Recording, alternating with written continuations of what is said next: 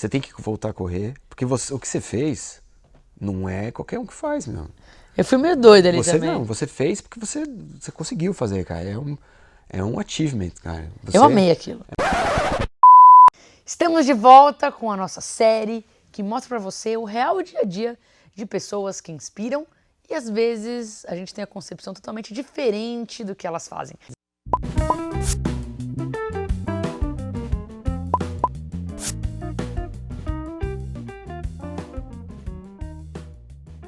Eu tô com o Gustavo. Gustavo, muito obrigada por estar aqui hoje. Desde que eu entrevistei para o programa Fôlego, que é uma das coisas que você faz, você mudou totalmente minhas referências sobre o que é possível fazer com a sua vida. E quero compartilhar com o pessoal. Eu sei que você tem uma história muito rica, inclusive em diferentes profissões e em diferentes mercados. Mas quero focar na parte corredor da sua vida, que você corre muito, é um super corredor. Mas lá atrás, quando você era mais jovem, você já imaginava que você seria atleta? Não. Em casa, correr sempre foi um hábito familiar, assim. Meu pai sempre correu a vida inteira, mas eu até os 33, 33? Basicamente você parece nunca que tem menos tinha... 33 hoje? Já tô com 41. Aí eu não gostava de correr, na verdade eu tinha corrido uma, duas vezes, não tinha pego amor pela coisa. Até os 33 nunca tinha feito... E o que foi o estalo? Por que você decidiu correr? Eu fiz um exame quando eu trabalhava como chefe de cozinha nessa época. Eu pesava 100 quilos. E a minha mulher estava grávida. Você trabalhava como chefe de cozinha? Essa parte nem eu sei. Eu sou chefe de cozinha, sou formado na Cordon Bleu de Paris, né? E aí eu adorei. E voltei para São Paulo para montar um restaurante. Montei um restaurante aqui, fiquei uns 2 anos trabalhando como chefe de cozinha. Mas nessa época eu estava obeso, me alimentando super errado. E sedentário, né? Muito sedentário. E aí um dia eu fui fazer um exame, eu descobri que estava com pressão alta, com pré-diabético. Putz, 30 e poucos anos e já meio ferrado. E aí um monte o de médico falou pra mim assim, ó, você vai ver, sua filha nascer, que sua mulher tá grávida, mas casar, não sei se você vai ver, desse jeito que você tá. Falou a frase. Aí eu falei, não, então eu preciso mudar meu hábito, né? Mudar minha rotina. E aí eu falei, vou começar a correr, porque é um... Despretensioso. Meu pai sempre tinha corrido e é um negócio assim que você não precisa de nada, só um par de tênis. Aí comprei um par de tênis e comecei a correr. Eu perdi 16 quilos em 2 meses. Foi um processo assim revolucionário na minha vida, porque eu perdi muito peso e eu comecei a me descobrir mais disposto, mais, sabe, disposição para tudo. Meu paladar mudou, minha maneira de me relacionar com as pessoas também. Eu estava sempre de bom humor, etc. Eu mudei assim como pessoa. E nessa época você estava no restaurante ainda? Nessa época eu estava no restaurante. Essa história é muito... Porque assim, eu continuaria no restaurante. A gente sofreu... Eu tive dois lances dentro do restaurante que foram assim fundamentais para eu largar essa vida. A gente sofreu um arrastão e depois eu tive um assalto. Um cara que tentou roubar meu carro, eu saindo do restaurante, tipo, às 2 horas da manhã, e eu fui baleado. E, sério, eu tomei um tiro no pulso aqui, assim. Pegou? Então, pegou, a bala entrou aqui e saiu aqui. Aí eu fiquei com a minha... Cicatriz Essa cicatriz é da cirurgia para religar os nervos, os tendões, Quantos etc. anos você tinha? Foi nessa época, eu tinha 33. Você tinha acabado de correr, começar a correr. Eu não tinha começado a correr ainda, na verdade. Eu tava aí... Foi um pouco antes de eu começar a correr. E nesse caso, eu perdi os movimentos da mão direita. Minha mão ficou tipo 1 ano. E você cozinhava ainda naquela época? Eu cozinhava no restaurante. Então eu tive que parar de cozinhar e contratar alguém para cozinhar, porque eu não conseguia mais manejar faca, não conseguia fazer nada. Nossa, e na sua percepção, aquilo deveria ter sido o pior tempo da sua vida. Não poderia ser nada pior. Foi um baque. Porque assim, era o sonho, né, cara? Eu tinha ido pra lá, pra França, pra estudar gastronomia, ia abrir um restaurante aqui, e de repente eu me vi sem condições de cozinhar. Então foi meio traumático. Só que aí calhou de tudo de ruim aconteceu, eu falei assim, eu preciso achar uma solução e sair disso aqui. E a corrida me deu isso daí. E eu me apaixonei tanto por esse processo de transformação que eu me desvinculei de tudo que existia antes disso. Então, eu parei de cozinhar, eu vendi o restaurante, eu mudei meus hábitos, eu mudei de cidade, eu saí de São Paulo, voltei para Jundiaí. Aí eu falei, agora eu vou fazer uma maratona. Isso foi no primeiro ano ainda? Eu tinha 6 meses de corredor, eu tava fazendo minha primeira maratona. Que loucura. Mas você amava aquilo? Eu me apaixonei, porque aquilo me trouxe uma transformação muito real. Como pessoa, assim, né? Muito boa pra mim. Fez muito bem pra mim. E qual foi a primeira maratona? A primeira maratona foi em Nova York. Já começou em Nova York? Eu falei assim, ó, se eu for correr uma maratona, eu vou correr a maior. Aí eu me inscrevi para Nova York. Só que em Nova York, você se inscreve, mas é uma loteria. Então a sua chance, você tem 30% de chance, é 3-1. E eu falei, não vou ser sorteado. É literalmente um sorteio. É um sorteio. Você põe lá seu nome e aí em março sai o sorteio. Em março eu tinha um mês de corredor. E daí seu resultado você tinha sido escolhido? Aí eu achei que eu ia escapar, né? Falei, mas aí quando eu tava inscrito, eu falei, agora eu vou ter que ir. E aí eu treinei pra isso e fui. E foi a melhor sensação da minha vida, cara, terminar uma maratona. E você se apaixonou e falou, cara, disso eu não largo mais. Qual que foi sua relação com a corrida após a primeira maratona? Eu pirei, porque aquela sensação de passar na linha de chegada pra mim tinha sido demais e no mês seguinte eu tava fazendo outra. Aí em abril eu fiz a terceira, em Paris. Aí em maio eu fiz a quarta em São Paulo. Entre uma e outra, não sei se hoje já mudou, mas naquele tempo, como que você treinava entre uma e outra? Você fazia longas distâncias toda semana, você pegava e ia, você tinha uma super planilha ou era mais no feeling? Eu tava, olha, nesse processo aí das primeiras maratonas, eu pesava 10 quilos a menos do que eu peso hoje, porque eu tava super fininho e eu tava começando na corrida, né? Então eu não tinha músculo, não tinha força, eu ganhei muita perna, depois eu tô com 55 maratonas agora em 7 anos. 55? Então, meu corpo mudou assim. Qual que é o recorde do ser humano?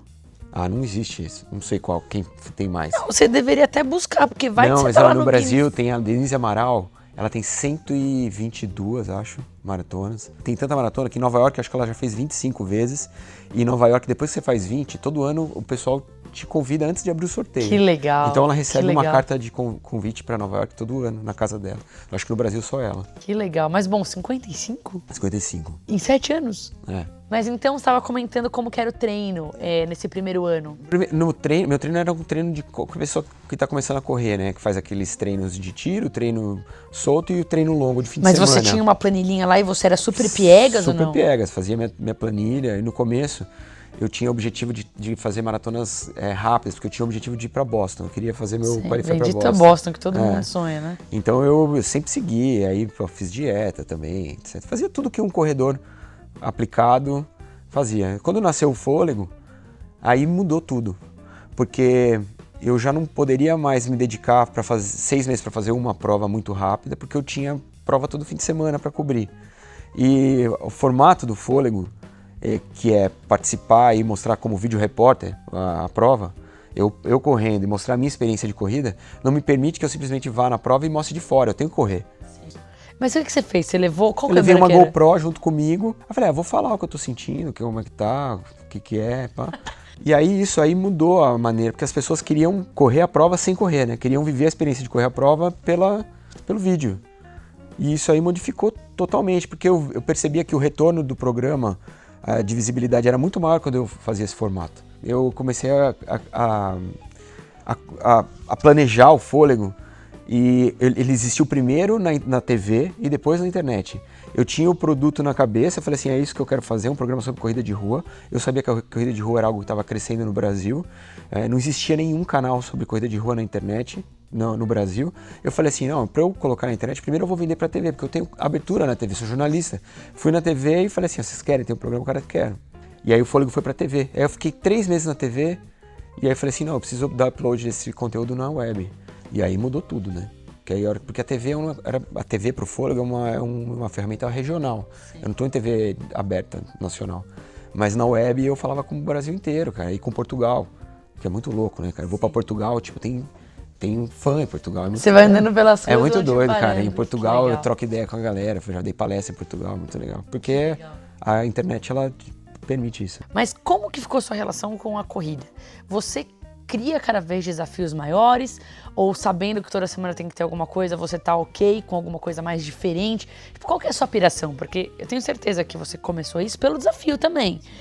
E sendo tomado pelo desafio, você não quer repetir, você quer uma coisa diferente, você já fez coisas loucas, como 4 maratonas no mês.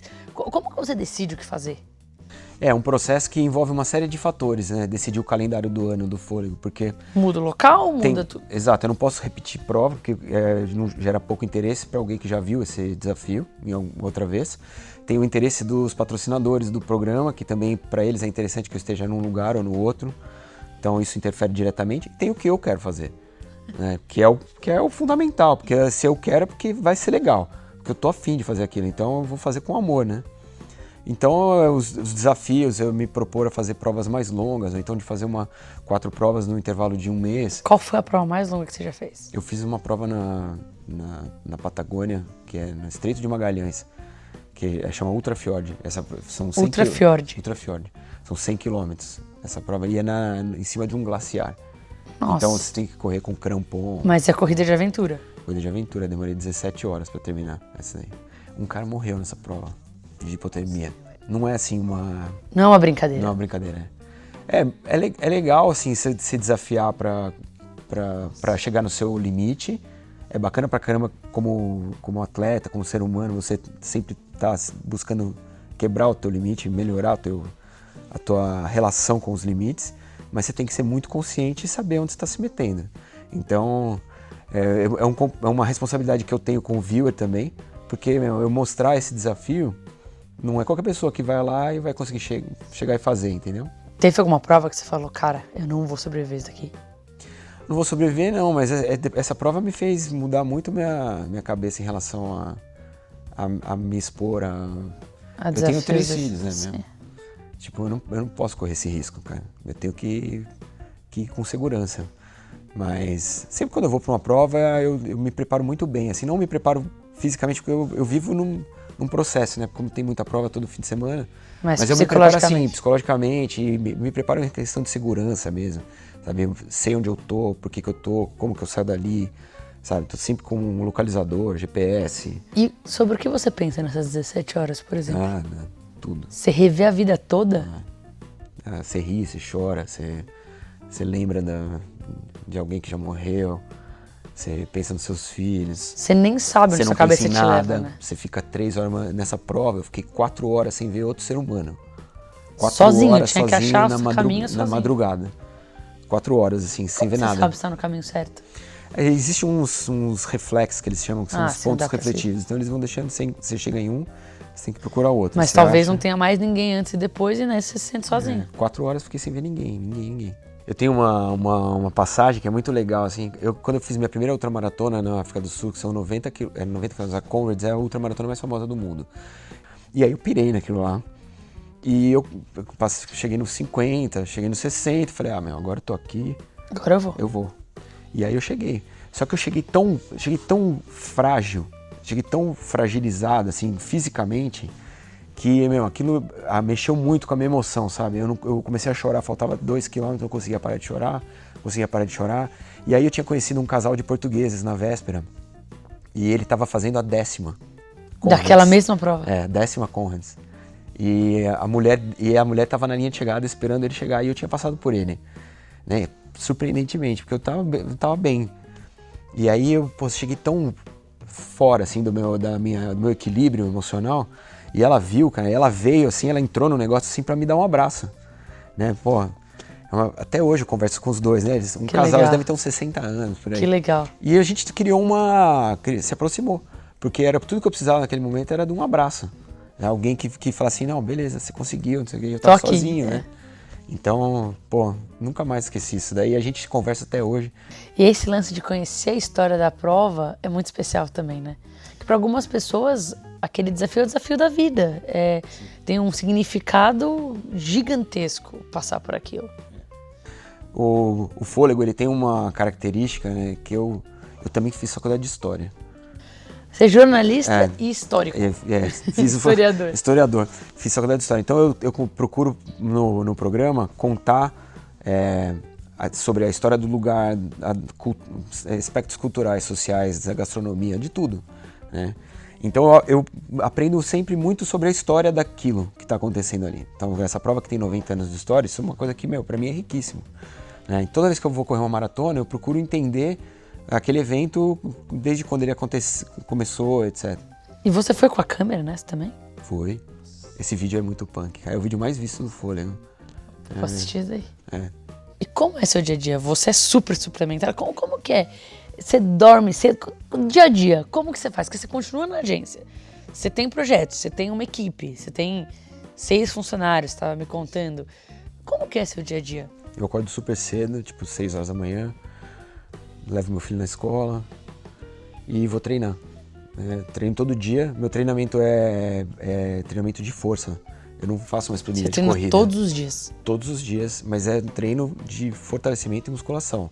Eu não faço mais planilha de corrida. Ah, você treina na academia? Treino na academia. Porque eu preciso estar forte, eu não posso... A corrida você faz só quando já é a prova? Só a prova. Ah, então você treina 6 vezes por semana? Musculação. Eu insiro outras técnicas. Então eu faço pilates, eu faço treino em areia, eu faço uma aula de bike, eu faço coisas, mas não corro. Então eu não posso me machucar. Você nunca se machucou em nenhuma prova? Já me machuquei. Eu corri uma prova no ano passado na Itália, no Lavaredo, que é uma prova de 50 km, mas é montanha. Demorei 10 horas para terminar. Era inclinado? Tudo. 4.000 de aclive positivo. Tem parte que é escalaminhada, assim. Escalaminhada. Você vai ter que usar as quatro patas para subir. E eu torci o tornozelo, rompi os ligamentos do tornozelo. No meio da prova? Faltando 5 km para acabar. E aí eu, fui manquitolando até o final, mas quando eu cheguei aqui no Brasil, vi que tinha rompido tudo e fiquei 1 mês e meio sem poder correr. Então, por 1 mês e meio você tava ali sentadinho, bonitinho, consertando? Eu fui cumprir meus compromissos de corrida, de provas que eu ia correr, mas fui para gravar. E você foi morrendo, coitado? Fui morrendo de raiva de ficar parado. Mas você fez? Você correu? Não corri, fui no Foi lugar... como jornalista? Como jornalista, O que faz a maioria dos jornalistas, né? Vai para um evento e cobre... O evento? É o evento, de fora. Não necessariamente vivencia aquilo. Mas de onde vem a vontade de continuar correndo? Eu amo o que eu faço, cara. Eu amo o que eu faço. Você não tem noção, eu sou apaixonado por isso. Não é muito uma relação de vamos decidir. É um negócio assim, cara, eu quero isso porque quero. Porque eu gosto, porque eu me sinto bem, porque agrega. Eu criei um elo com as pessoas que são desse segmento também. Então, que nem o evento de ontem, eu chego lá, são meus amigos. As pessoas estão lá, me celebram, me completam, sabe? Imagina que especial pra uma prova, ter você cobrindo a prova. Não, pra mim é muito louco, cara, porque aí eu tô correndo a prova e eu passo a prova inteira conversando com gente, ouvindo história, e o cara quer me contar que ele assistiu o programa, por isso ele começou a correr, ou então que ele perdeu tantos quilos que ele começou porque assistiu o programa. E você vai conversando isso pra mim, a prova cara, toda. Isso me enche de motivação, cara. Você acha que por ter o programa Fôlego, você tem que entrar num processo criativo durante a corrida que preenche aquela corrida de uma forma que ela é ainda mais empolgante? Sem dúvida. É muito louco isso, porque eu me preparo para uma coisa e no meio da prova isso muda. Primeiro porque durante a prova você tá endorfinado, e quando a endorfina entra na sua cabeça, você abre algumas portas, para mim, pelo menos é assim, abre algumas portas que normalmente elas não estão abertas. E aí você vê histórias dentro da corrida, né? Você tá vivendo aquele evento. Tem um outro olhar. Você tá vendo, de repente aparece uma figura que tem uma história muito rica para contar e você não pode ignorar aquilo, entendeu? E aí tá o olhar jornalístico da parada também. Eu já deixei de fazer a prova e acompanhei um cara que terminou, eu estava fazendo uma prova de trilha, eu ia fazer em umas 4 horas. Eu deixei de fazer para acompanhar o cara e fiz em 8. Porque a história do cara era tão rica, era tão legal, e ele estava quebrado, ele precisava de alguém. E aí ele virou o foco da cobertura. Nessas 55 maratonas, tem alguma que ficou muito na memória? Muito, assim? Eu sou muito ligado em Tóquio. Eu já fiz 2 anos, provavelmente vou voltar no ano que vem. E por que foi tão especial? Porque o povo japonês é muito, muito demais, assim. Eu acabei de voltar de lá mês passado. Eu sou muito fã de Japão. Os caras são incríveis. Acho que o amor à tradição, a atenção ao detalhe, o compromisso, que chega a ser até, muitas vezes, complicado para lidar com o erro, é muito especial. E alguma que você não fez ainda, você quer muito fazer? Tem a Muralha da China. Essa daí eu também tô, viu? Que precisa treinar muito escada. Não vou. Escada. Só treino em escada. São 5.000 degraus, né? Bruta. Essa é uma que eu quero fazer. Tem várias. As do Sol da Meia-Noite eu não fiz ainda, que a largada é meia-noite de dia. Essa também não fiz. Tem algumas que eu gostaria. Pequim eu quero fazer. Que também não conheço Pequim, então eu quero colocar na lista. E essas premiações da galera? Quais são os prêmios? É dinheiro, normalmente? Dinheiro. Lá fora é bem melhor. Aqui no Brasil ainda é muito ruim, assim. Principalmente nesse segmento de montanha. As provas de asfalto no Brasil estão começando a entender um pouco mais, estão começando a se posicionar melhor. Eu não sei nem o quanto se ganha normalmente, qual que é o... Olha, eu não sei te dizer exatamente range qual é a prova que paga melhor, acho que é a Maratona do Rio. Você paga 20 mil, 15 mil. Pra quem ganha. Pra quem ganha. É pouco. E tem alguns prêmios grandes lá fora. Ah, lá fora tem. Maratona de Nova York, acho que é 300 mil, 200 mil, 250 mil. 250 mil dólares pra quem ganha? É, fora o patrocínio, né? Fora o que isso gera de contrato pro cara. Mas então, se eu entendi direito, sua rotina, você acorda cedo, sempre que possível, que não esteja viajando, deixa os filhos na escola, depois vai treinar a parte de musculação e durante o dia vai trabalhar. Trabalha numa agência, tem uma agência tradicional. Vocês trabalham com tudo, como é? Faz logo, faz... Tudo que você pode imaginar.